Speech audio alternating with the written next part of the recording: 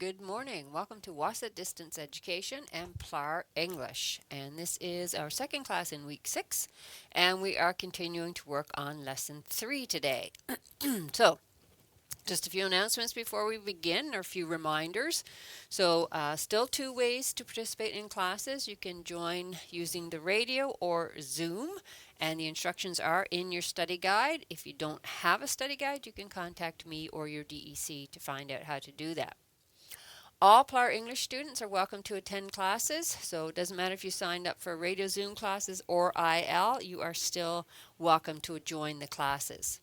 To contact me, you can use email, phone, or send a message on Facebook, and my contact information is on the front page of the study guide and each of the lessons.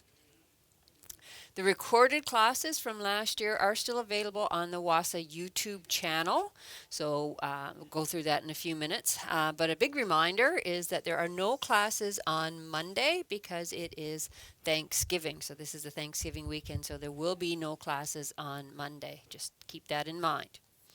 So to get to the WASA Distance Education Center YouTube channel, go to YouTube and then in the search bar type in WASA Distance Education Center. You have to look carefully because it's kind of hard to see our logo with the link. It's kind of sandwiched in between some other big things. But anyway, you will find it there, and then you just click that link. Once you click the link, you will get our YouTube channel. Now, when you open this, you will see a random selection of classes. So these classes are, it's not the playlist, it's just random classes. So in order to find the course that you are taking, you need to click on playlists. That just under the logo there, you have home, videos, podcasts, and playlists. Click on playlists. Once you do that, you will get a selection of playlists to choose from.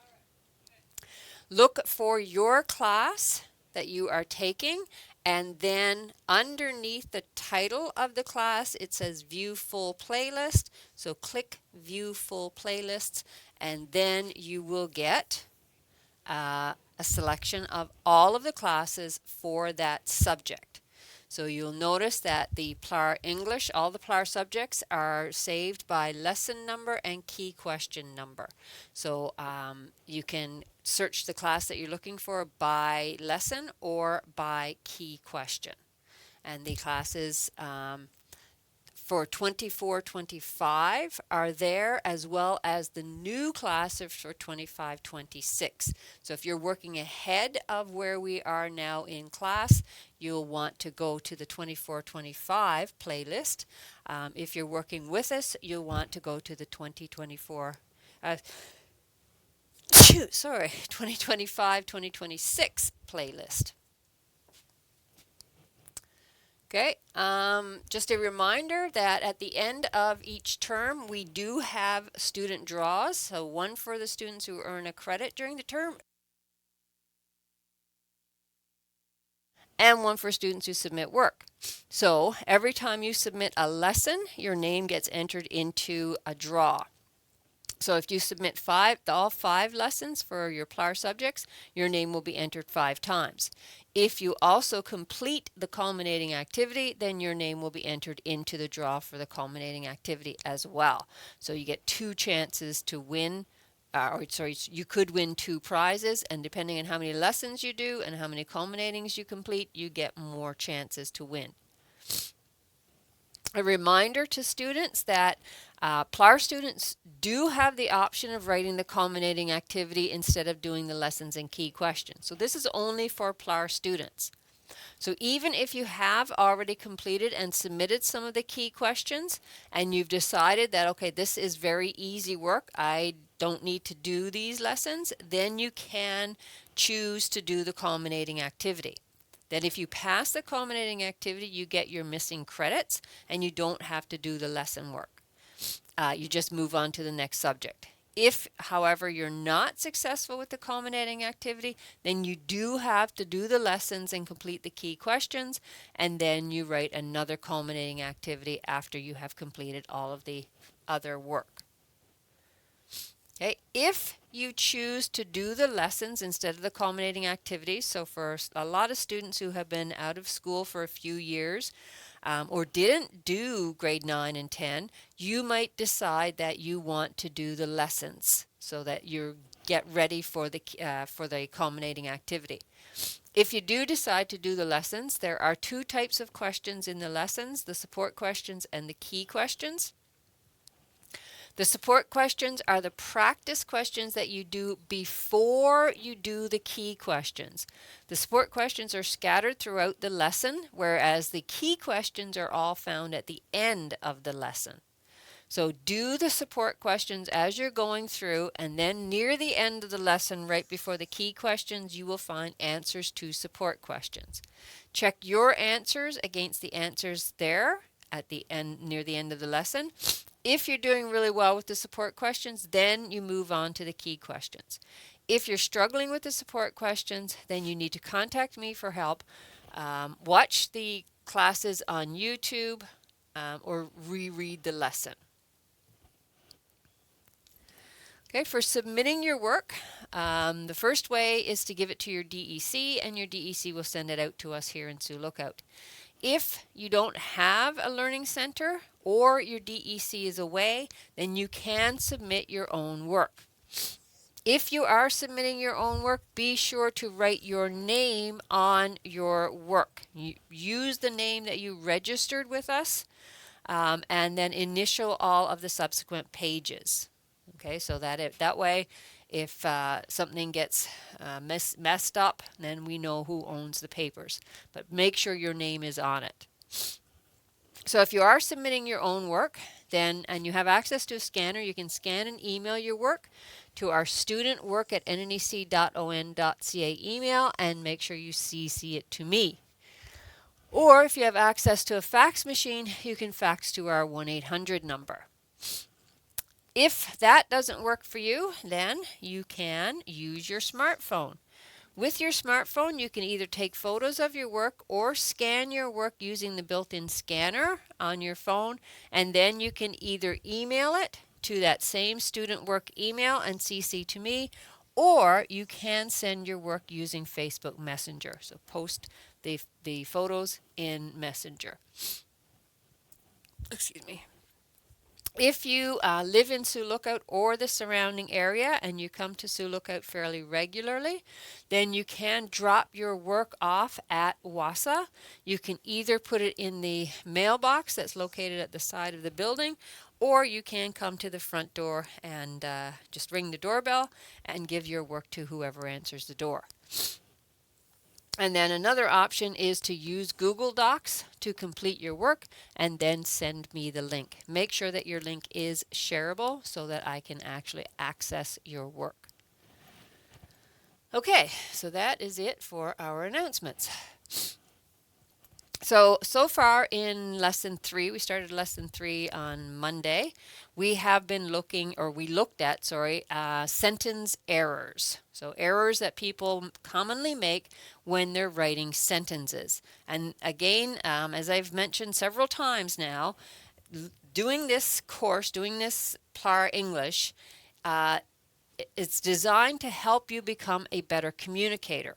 So if you are writing incomplete sentences, then the person that you're trying to communicate with is not getting the message. Okay, so the whole idea is for you to become a better communicator. So you need to make sure that you are focusing on your writing. Speaking is different because speaking is usually immediate, back and forth. But with writing, it's not. It might be a day or 2 days or 3 days before someone reads your writing, and they may not have seen what came before that. So it's out of context, so people don't know what's going on. So make sure that you are being careful when you are writing, when you're communicating in writing. Okay, so 7 errors in sentence writing. Mispunctuating, so not using the correct punctuation, can really mess up your meaning.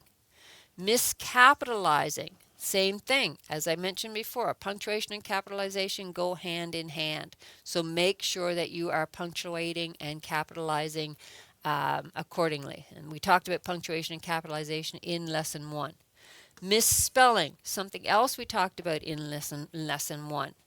Okay, looking at your spelling, making sure that your spelling is correct, especially when it comes to homonyms, so words that sound the same but spell differently and have different meanings. And subject-verb discord, so your subject and your verb do not agree. They need to agree in number, and we talked about that in lesson 1 as well.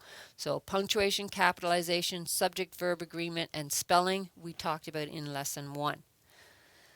Last day in class, we talked about other sentence errors. We talked about sentence fragments, run-on sentences, which include comma splices. So a fragment is a part of a sentence. It's not a complete sentence. Something is missing from it, either a subject or a verb or something else basically is missing from it. It might just be an introductory phrase type, for example. Then we have run-on sentences, and there are different types of run-on sentences. Most people think of run-on sentences as sentences that are really super long. They are long, but not every long sentence is a run-on sentence. You can have a long sentence as long as you punctuate it correctly. One type of run-on sentence is a comma splice. Comma splice happens when you use a comma instead of a semicolon, usually in a sentence. Okay, so let's do a review of sentence fragments. So as I said, for fragments, one of 3 things. It's missing a subject, a verb, or it's missing a complete thought. So if it's missing a subject, so a subject is a noun or a pronoun. Something else that we looked at in lesson 1. So noun or pronoun. For example, found pesticides in the honey. Who found pesticides in the honey? So the subject is missing, the noun or the pronoun. So we need a subject. The researchers found pesticides in the honey. So now it's complete. It could be missing a verb. So the verb is, well, it's the action. So it's the what the subject is doing. So it's the action word. Pesticides in the honey. What about pesticides in the honey? They're good, they're bad, we don't know. So pesticides were found in the honey. Okay, so this is your verb, your action. Or fragment might be missing a complete thought. So when the researchers found pesticides in the honey, it's not finished. What happened when they found the pesticides in the honey? We don't know because it's not complete. So when the researchers found pesticides in the honey, they were not surprised. So now it's a complete thought. Okay, so with a fragment, just like with a fragment of a plate or a fragment of a cup, something is missing from it. Either a subject, a verb, or a complete thought. So check your sentences. Okay, run-on sentences. So a run-on sentence is a sentence that's fused by the wrong punctuation or it has no punctuation at all. Okay? So this example, Sarah is exhausted from work, she needs sleep. So here, there is no punctuation until the end at the period. But there's more than one idea here. So we've got 2 ideas. We've got the idea that Sarah is exhausted from work and she needs sleep. So we need to separate those 2 ideas somehow. And there are a couple of ways of doing that. So first of all, we can use a period to end compound sentences. So we can divide it into 2 sentences. Sarah is exhausted from work. Period. She needs sleep. Period. So we've got 2 ideas now. Or another way is to join compound sentences with coordinating conjunctions. So coordinating conjunctions is a comma plus a a word, so one of the conjunctions, and, but, so, therefore, thus, those types of things. So we have the independent clause, which is the complete sentence. Sarah is exhausted from work. Then we're going to add the comma and the conjunction and the rest of the sentence, she needs sleep. The second independent clause. So now we've got Sarah is exhausted from work and she needs sleep. We can also use a semicolon to join compound sentences.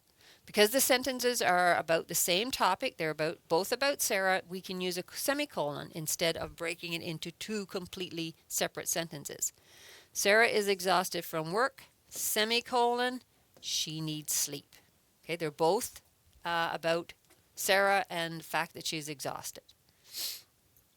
To be, we can also use a semicolon plus a conjunctive adverb to join compound sentences.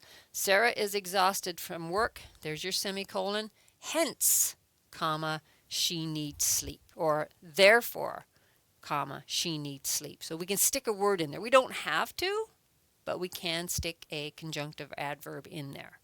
So there's 4 different ways of fixing run-on sentences. And like I said, most of the cases for run-on sentences, there's no punctuation, or the punctuation that's being used is incorrect. Like, for example, sticking a comma in there when a comma is not good enough.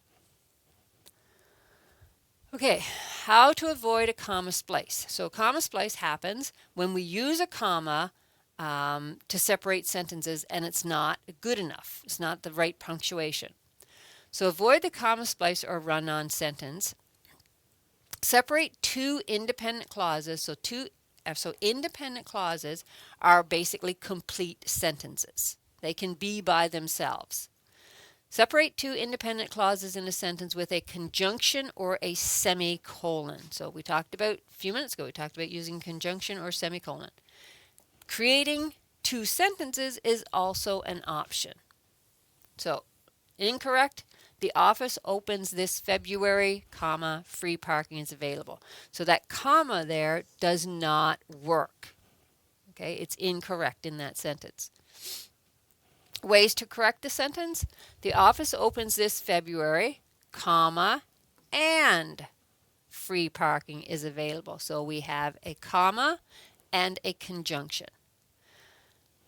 Or we could say the office opens this February, semicolon, free parking is available. Or the office opens this February, period, free parking is available. So 3 ways to change that sentence, or we could use a semicolon with a conjunctive adverb. The office opens this February, semicolon, therefore, or thus, free parking is available. Okay, so the easiest way to do it is to get rid of the comma, or keep the comma and put in a conjunction, change the comma to a semicolon, or change the comma to a period and make 2 completely separate sentences. So that is how you fix some of those sentence errors. So on Monday we looked at sentence fragments and run-on sentences. Today we are going to look at writing a resume. So in your lesson, beginning on page 8, some practical writing. The first practical writing we're going to look at is the resume. So there's information there on that page about resumes, the common types of resumes, then what you need to include in your resume on the next few pages, and some things that you can add to your resume if you have time. Then on the next page there is an example of a very basic resume. So take a look at this, and if you're not sure how to write a resume, follow this example. So you will have your name must be on your resume, your address, your phone number, and your email address. And then the parts of the resume that you need. Every resume should have an objective, your education experience, your work experience, activities and things that you're interested in doing. If you have any computer skills, if you don't have computer skills, don't put it in there. Don't put in computer skills and then put beside it none. Okay? Don't do that. That doesn't work. If you don't have computer skills, don't put it in. If you don't have reading skills, don't put it in. If you don't have writing skills, don't put it in. So don't put in anything that you don't have. And then references. So if you have volunteer experience, you can put that in instead of computer skills or, references you have to put in as well. Or you can just say references available on request. But you can also include volunteer activities in there. Or if you have any special skills or special qualifications, that can go in there as well. But make sure you follow the format. So you have your heading, and then for your education, the school, well, if you got a diploma, what your diploma was, the school you went to, and when you graduated or when you will graduate. Okay, work experience, the name of the place that you that you worked, where it is, and when you worked there, and then just a few bullet points about what you did, what your work was. Okay, so here's volunteer here, where you volunteered, when you volunteered, and what you did while you were volunteering. So if you don't have any other format to follow, follow this one. And you must type your resume as well. Support question number 23 is there to help you create your resume. So it's just a chart for you to jot down ideas in as you're creating your resume. So what is your objective? Okay, so what job are you applying for and what do you hope to accomplish?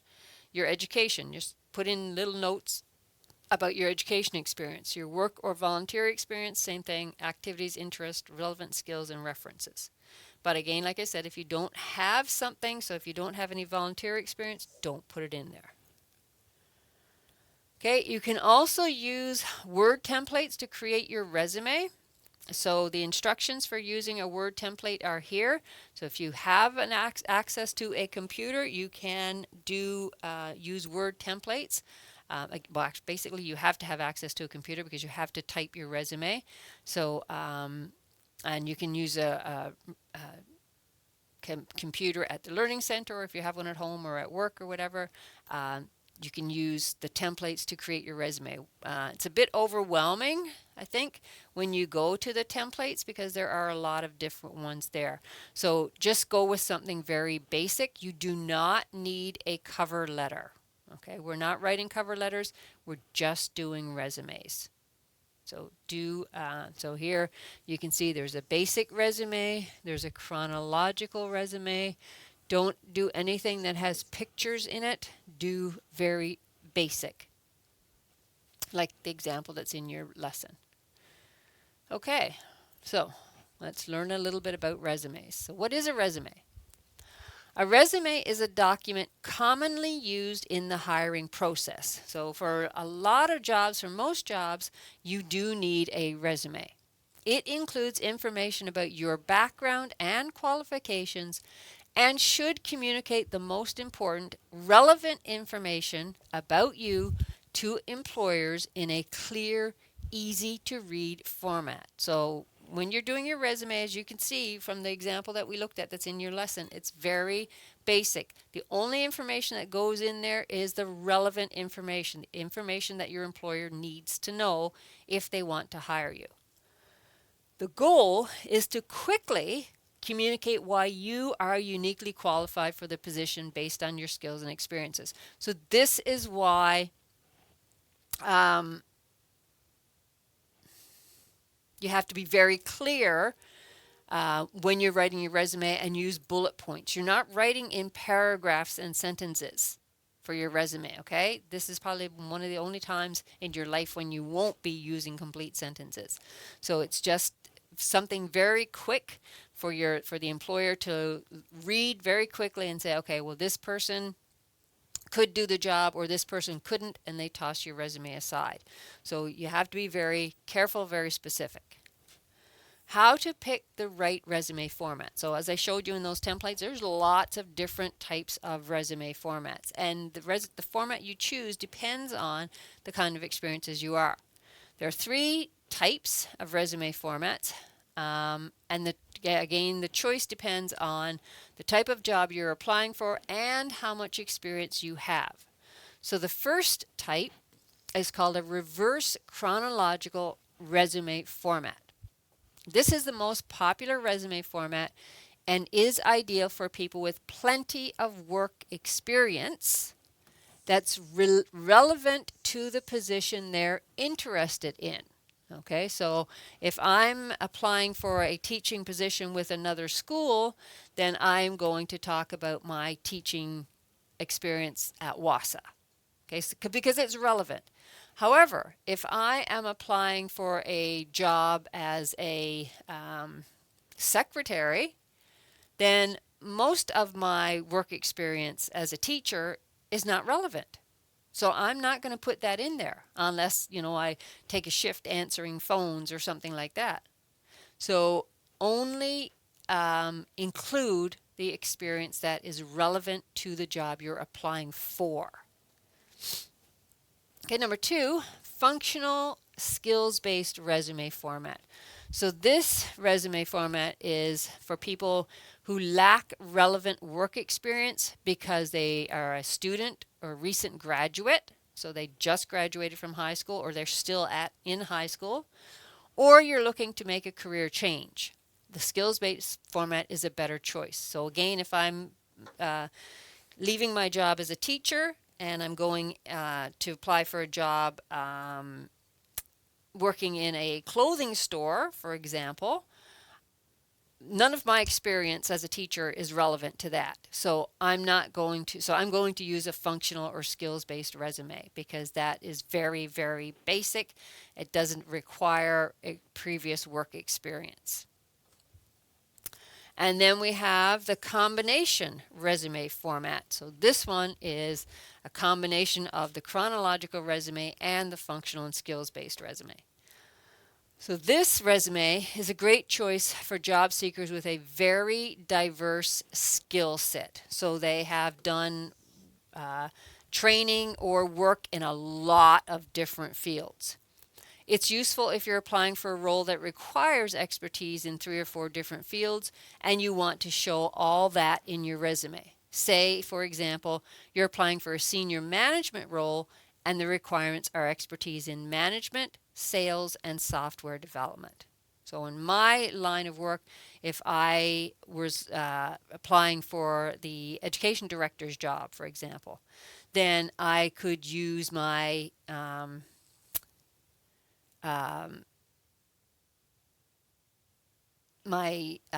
background in teaching, and if I had a principal's job, I could use that background as well.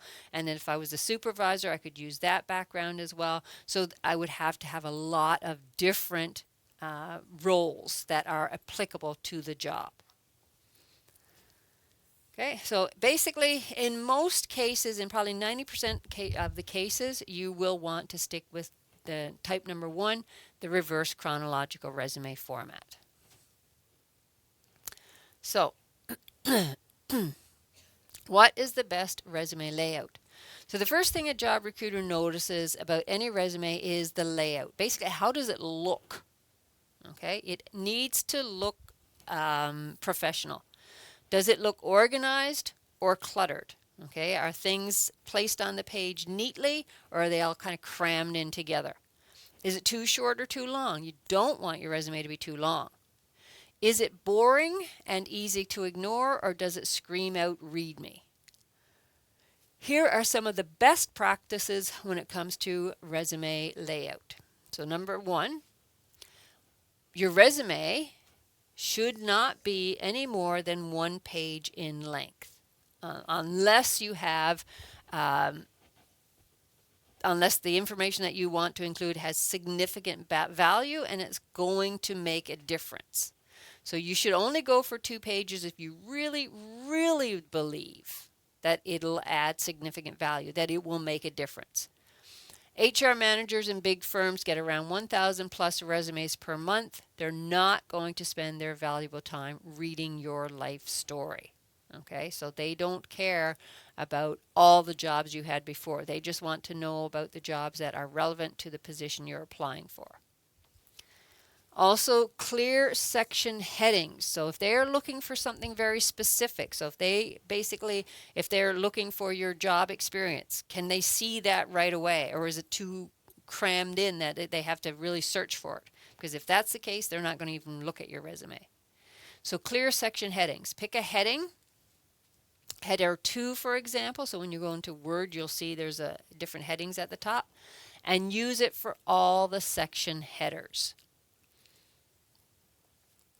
Be consistent for all of your headings basically. Ample white space, especially around the margins. Okay, so make sure that when you're typing your resume, it's not going from one edge of the page to the other edge of the page, side to side or top to bottom. It needs to have some white space around it.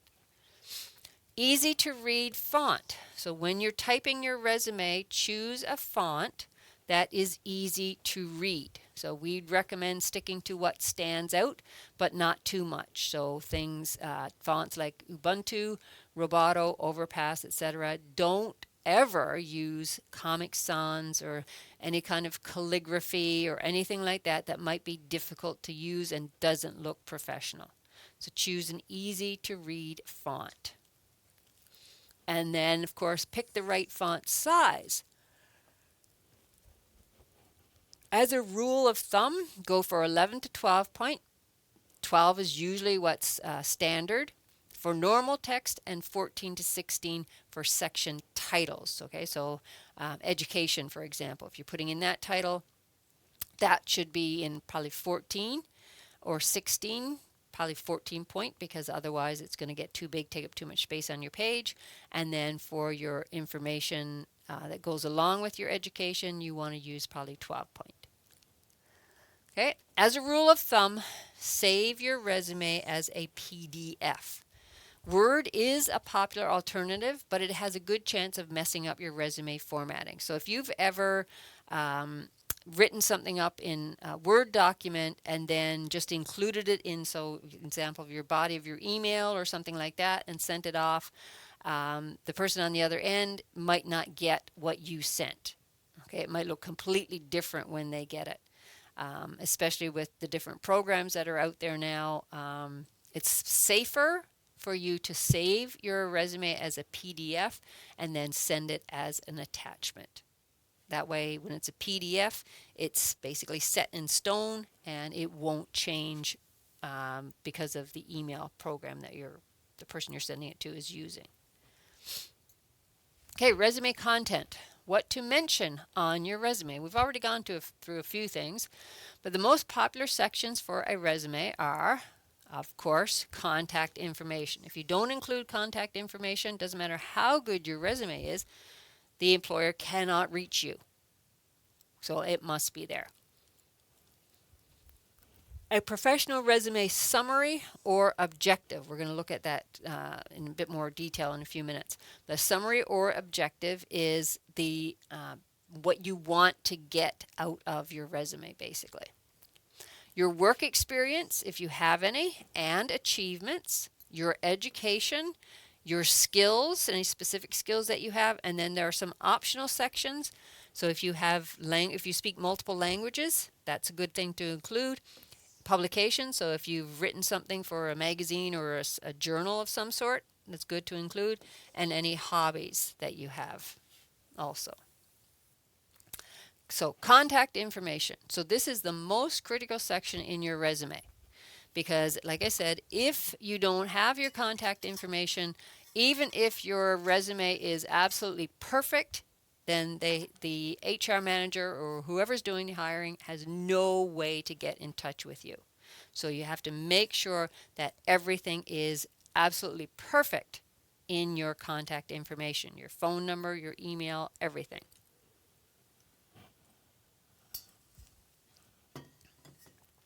So make sure to double check and even triple check your contact information section and make sure everything is correct and up to date.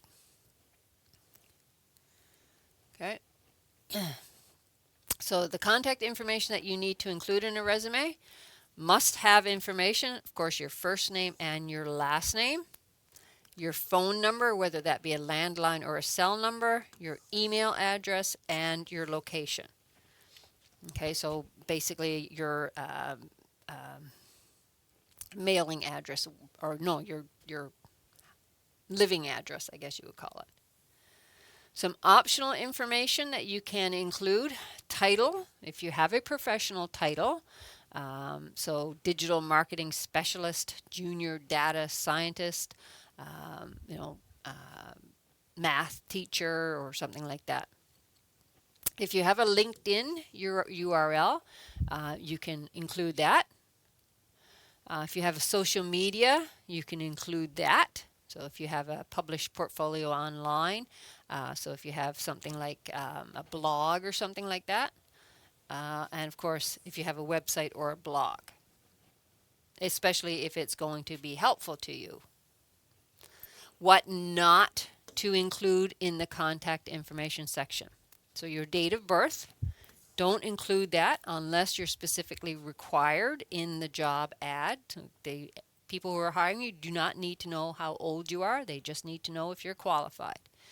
It's not important for their decision making, and at worst, it might lead to discrimination based on age. So they might not hire you because they might say, well, this person is too old.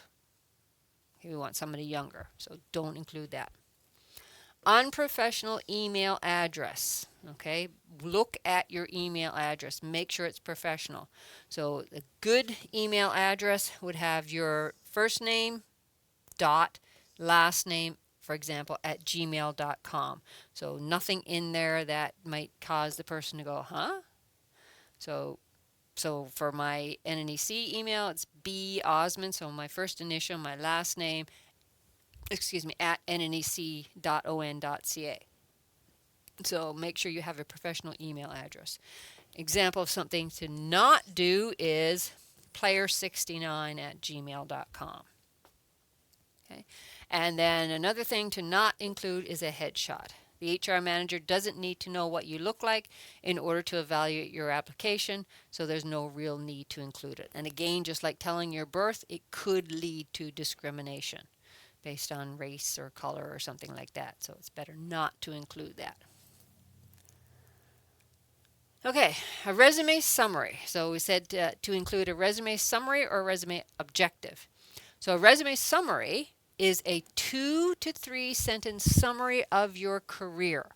You should use a resume summary in basically any situation unless you're a recent university graduate or switching careers. In that case, you use a resume objective.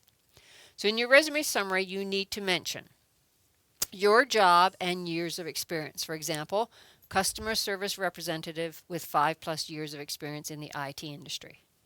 1 or 2 top achievements or core responsibilities, for example, specialized in technical support, customer care, and user retention, and what your desired goal is. Generally, passion for working at a specific company. So, for example, looking for new opportunities as a support worker for the Northwestern Health Unit. So here's an example of a resume summary. A rigorous, task-driven professional with substantial experience in data entry, customer service, office management, and reception duties. Adept at leveraging superior communicative and interpersonal skills to interact with diverse individuals and groups at all organizational levels. Possess incomparable ability to perform accurate and efficient entry of data into administrative software. So that could be a resume summary for a secretary. Okay? So you have to make it sound good.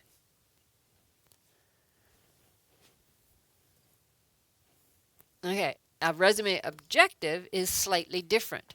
A resume objective is the goal of your resume. It's what you want. It communicates your motivation for getting into a new field or just getting your first job.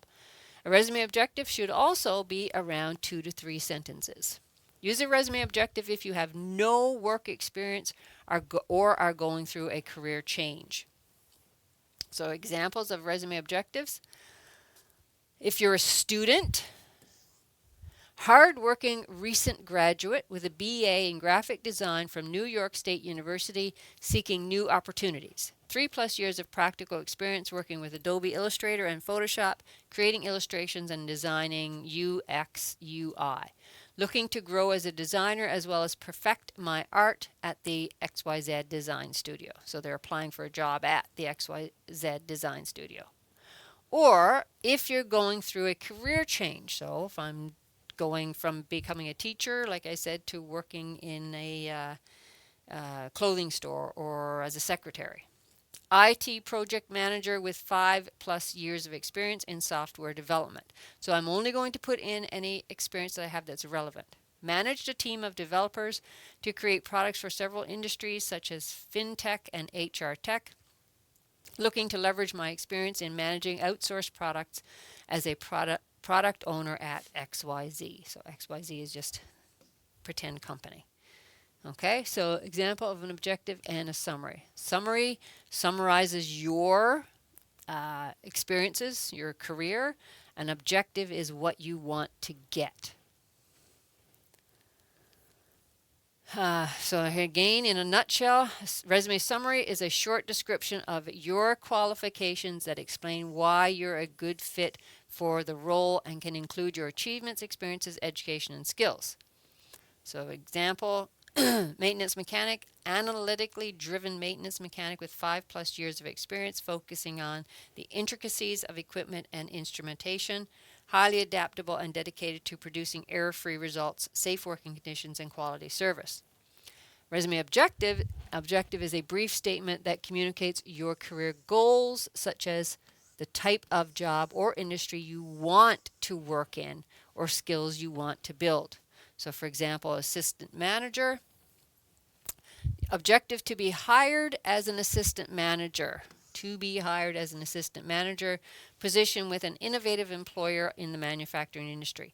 Preferably, said position has opportunity for advancement with demonstrated excellence. So again, the difference between a summary and an objective. Okay, so that's your summary and objective. Next is your work experience. The most important part of your resume is your work experience. It's not actually your communication, your contact information is. This is where you really sell yourself, displaying your past accomplishments and responsibilities. So how to list work experience in a resume. The standard format for your work experience is as follows. So first of all, your job title or position. Your job title goes on top of each work experience entry. When the HR manager scans your resume, you want them to know at a glance that you have relevant work experience for the job. So if it's not relevant, they're probably not even going to look at your resume. Then you need the company name, location, and description. So mention the name of the relevant employer as well as the location of the office you work or have worked in. In some cases, you may also want to briefly describe the company if the organization is not a famous household name. So if it's a locally owned small company, you might want to just give a little bit of a description about what they do. Achievements and responsibilities with that company. So this is the core of each work experience entry. Depending on your field, you want to list either your achievements or your responsibilities. And in bullet point, don't write sentences. And of course, your dates employed. The time frame of your employment in each company. Not sure about the exact dates you work somewhere? Don't worry. You don't have to be accurate by the day as long as it's close. The standard format expected by recruiters and employers is month and year. You don't need the day. So, examples. Work experience. So here's the title of this section of the resume. This is the job, digital marketing manager. This is the name of the company.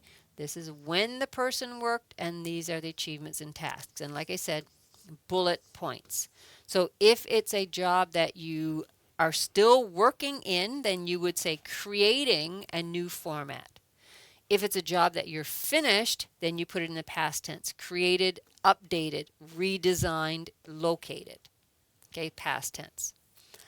Another example, this is the title, the job title, marketing and sales assistant. This is the company. This is when these as achievements or tasks.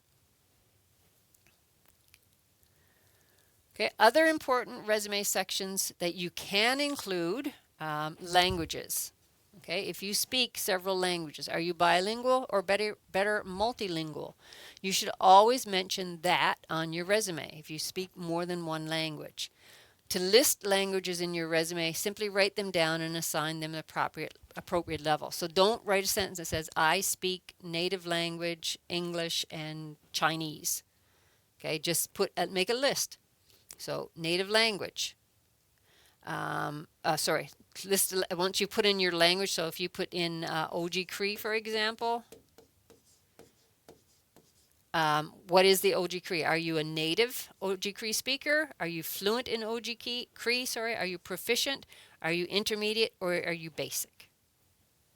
Okay, so just identify the appropriate level of fluency that you have. Hobbies and interests. Hobbies and interests section can help show who you are as an individual. So some organizations, they want to know what type of person you are. So they're interested in your hobbies and interests. If you end up with some extra space in your resume, don't hesitate to show off your personality with a hobbies interests section. So what's the difference between hobbies and interests? Hobbies are activities that you engage in regularly.